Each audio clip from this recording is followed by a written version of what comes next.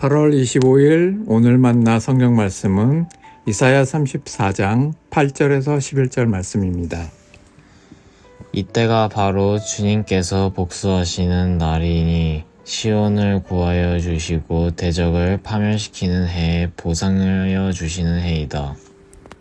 에돔의 강들이 역청으로 변하고 흙이 유황으로 변하고 온 땅이 역청처럼 타오를 것이다. 그 불이 밤낮으로 꺼지지 않고 타서 그 연기가 끊임없이 치솟으며 에돔은 영원토록 황폐하여 영원히 그리로 지나가는 사람이 없을 것이다. 펠리컨과 고슴도치가 그 땅을 차지하겠고 부엉이와 까마귀가 거기에서 자리를 잡을 것이다. 주님께서 에돔을 혼돈의 줄과 황무의 추로 지실 터이니 에돔을 창조전처럼 황무하게 하실 것이다. 아멘. 오늘 만나로 만나주시는 하나님을 기대합니다. 계속해서 이사야서를 묵상하고 있는데요. 오늘은 예언서를 읽는다는 것의 의미에 대해서 먼저 생각해 보고 싶습니다. 최근에 신방을 하면서 만난 한 성도님께서 오늘 만나와 매일 성경을 통해 계속해서 이사야서를 묵상하다 보니 심판의 말씀을 너무 많이 듣게 되어 마음이 힘들다고 이야기해 주시더라고요. 사실 정말 그렇습니다. 예언서에 기록된 강한 어조의 경고와 심판의 메시지는 아무래도 성경의 다른 책을 읽을 때와는 완전히 다른 긴장감을 만들어내죠. 일본의 사상가 사사키 아타루는 자신의 책에서 성서를 읽는다는 것의 의미를 루터의 종교개혁을 끌어와 설명합니다. 그는 무엇보다도 루터의 종교개혁은 읽기의 혁명이었다고 말하죠. 루터가 한 것은 다른 어떤 것보다도 성서를 철저히 읽는 일이었습니다.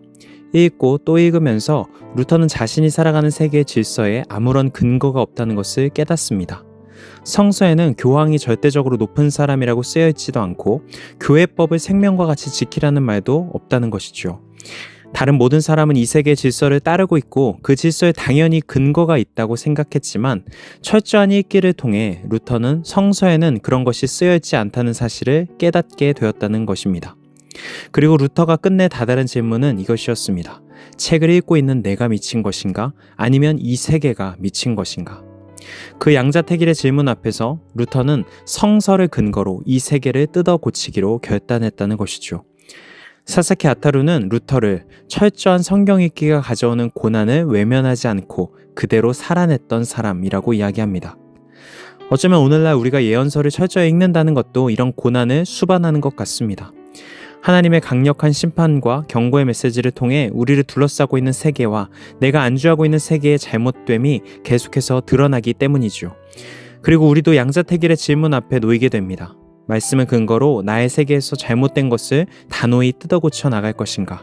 아니면 세상의 질서를 더 크게 받아들이고 나를 불편하게 하는 말씀의 목소리를 죽이는 선택을 할 것인가? 오늘 본문은 에돔을 향한 하나님의 심판을 이야기하고 있습니다. 에돔은 이스라엘과 오랜 갈등을 겪었던 민족이었고 특별히 오바댜서의 기록을 보면 이스라엘이 어려움에 처했을 때 그 고통을 외면하고 오히려 자신들의 유익을 취했던 이들이었지요. 오늘 말씀에서 우리가 주목해야 할 것은 에돔이 얼마나 무서운 심판을 받았는가 하는 것이 아닙니다. 오히려 이 말씀을 통해 하나님께서 어떤 세계를 거부하고 계시는지를 읽어내야 합니다. 8절의 개역개정으로 보면 하나님께서 에돔을 심판하시는 이유를 이렇게 기록하고 있습니다. 이것은 여호와께서 보복하시는 날이요 시온의 송사를 위하여 신원하시는 해라. 쉽게 말해 하나님의 심판은 시온의 억울함을 풀어주시는 행동이라는 것이죠. 말씀의 행간에서 하나님께서 에돔의 세계를 거부하시는 까닭을 읽어낼 수 있습니다. 그 세계에서 누군가가 억울함을 당하고 있기 때문이죠. 누군가의 아픔을 외면하고 힘 있는 사람이 자신의 힘으로 약한 사람을 밀어내며 다른 이의 고통 위에 자신의 평안과 번영을 세우는 세계를 하나님께서는 그대로 내버려 두지 않겠다고 말씀하시는 것입니다. 이런 의미에서 예언서의 심판은 하나님께서 이 세계에 대하여 가지고 계신 분명한 기준을 드러내는 말씀으로 이해할 수 있습니다.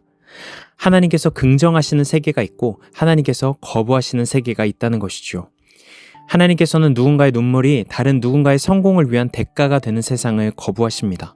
힘이 곧 오름이 되고 나만 괜찮으면 다른 사람의 아픔쯤은 외면해도 된다고 여기는 세상을 하나님께서는 받아들이지 않으십니다. 예언서를 읽는다는 것은 에돔의 모습을 통해 지금 내가 만들어가고 있는 세계를 들여다보는 일입니다. 그리고 이런 질문들 앞에 서는 것이겠지요. 나는 어떤 세계를 만들며 살아가고 있는가?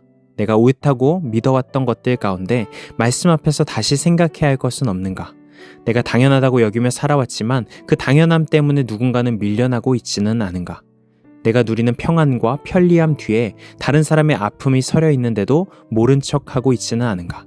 그리고 무엇보다 내가 살아가는 가정과 일터와 교회는 다른 이에게도 함께 살아갈 만한 세계인가? 사사키 아타루의 표현처럼 말씀을 철저하게 읽다 보면 어느 순간 우리는 발견하게 됩니다. 성경이 이상한 것이 아니라 너무 익숙해져서 이상하다는 사실조차 깨닫지 못했던 우리의 세계가 어쩌면 이상한 것일 수 있다는 사실을 말이죠. 그때 우리에게 필요한 것은 말씀을 우리의 세계에 맞추어 취사 선택하는 것이 아니라 말씀을 따라 우리의 세계를 조금씩 다듬어 나가는 선택을 쌓아가겠다는 용기일 것입니다. 사랑하는 성도 여러분, 오늘도 이사야의 말씀은 우리에게 묻습니다. 너는 어떤 세계를 당연하다고 여기며 살아가고 있느냐? 그 세계는 내가 기뻐하는 세계와 닮아 있느냐? 오늘 예언자의 불편한 목소리를 흘려듣지 않고 그 말씀 앞에서 우리가 발딛고 서 있는 세계를 다시 바라볼 수 있기를 원합니다.